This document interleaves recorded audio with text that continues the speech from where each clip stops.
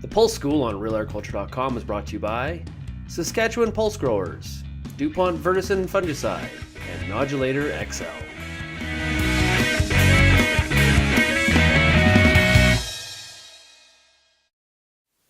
All right, RealAgriculture.com is here with Wes Anderson, and we are talking about the importance of early season disease control and controlling kind of those mortality rates. And the dividends that pays later in the season. So how do seed treatments or really healthy seed and that first start to pulses really pay off longer term? Mm-hmm. Well, seed treatments, in my opinion, have a lot of different benefits, and it's not just necessarily disease control. Obviously, that's our primary goal with a fungicide seed treatment.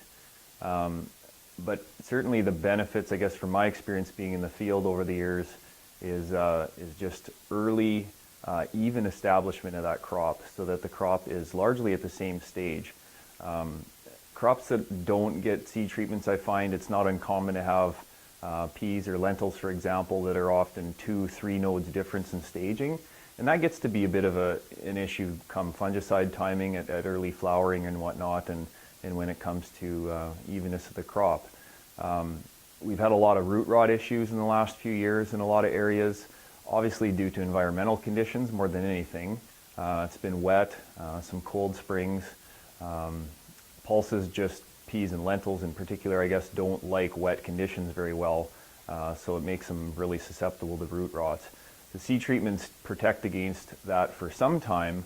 Unfortunately, we've been losing a lot of crops as late as even early flower due to some root rots later in the season, and that unfortunately is hard to combat against, and unfortunately seed treatments really don't help against that. But seed-borne ascochyta, of course, with pulse crops is another big one, another big reason to use seed treatments.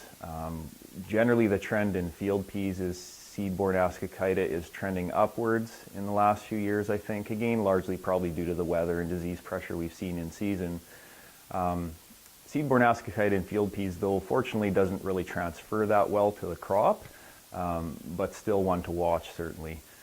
In chickpeas, though, on the other hand, it's the opposite. It transfers very readily. You really want to be careful that you're using seed that's free of seed-borne ascochyta. So, and if there is a little bit, make sure you're using a proper seed treatment to protect you against that.